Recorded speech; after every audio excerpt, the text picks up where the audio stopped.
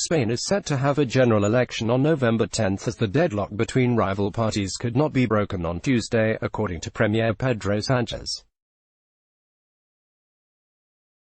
It will be the fourth time in as many years that the Spanish will go to the polls after Sanchez's Socialist Party won the most seats in April's election, but ultimately was unable to form a majority government by way of a coalition. In that election the Socialists captured 123 of the 350 seats in Parliament, far ahead of any other party but short of an absolute majority.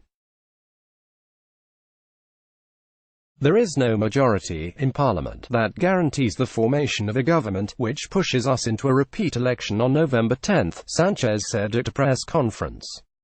War of words. After almost 6 months of impasse between the parties, another snap election is set to occur, and the blame game for the lack of a breakthrough has begun.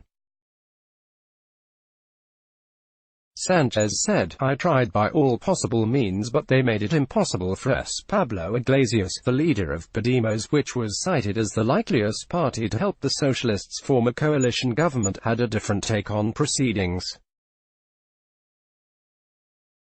Pedro Sanchez had a mandate to form a government, but he didn't want to. Arrogance and disdain for the basic rules of parliamentary democracy have come before common sense, he tweeted. Iglesias' indignation did not end there. He added, Pedro Sanchez commits a historical error of enormous dimensions, forcing other elections because of an obsession with monopolizing an absolute power that the Spaniards have not given him. Changing political landscape. Spain's political outlook has changed in recent years with the addition of two new parties, the center-right liberal Ciudadanos and far-left Podemos, who emerged on the back of corruption allegations circling the country's two traditional parties, the Socialists and the People's Party (PP).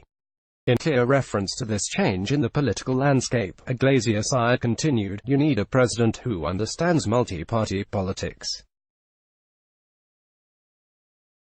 Spain has changed, and it will not go back." Podemos and the Socialists tried and failed to agree on a formation, with a sticking point revolving around top positions within the potential government of senior Podemos lawmakers. Sanchez, meanwhile, said there had been no efforts to form a government with Spain's other two biggest parties, the PP and Ciudadanos.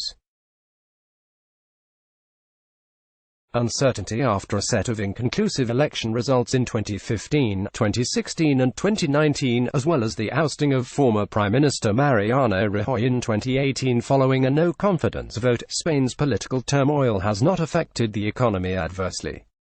It remains the fourth largest economy in the Eurozone. However, financial analysts say further delays in implementing reforms in areas such as labor and pensions could result in a decline.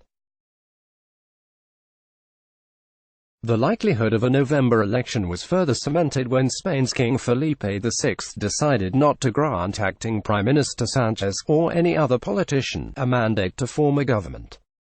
Nevertheless, the official deadline to form a government is September 23, but if Sanchez fails to form a government by then, King Felipe will have to dissolve Parliament and set November 10 as the date for fresh elections. The impasse might not end there, though. According to the opinion polls, the Socialist Party still remain the most popular party, but are not predicted to gain an overall majority once more. JS AFP app Reuters, DPA. Each evening at 18:30 UTC, DW's editors send out a selection of the day's hard news and quality feature journalism. You can sign up to receive it directly here. Let's block ads. Why?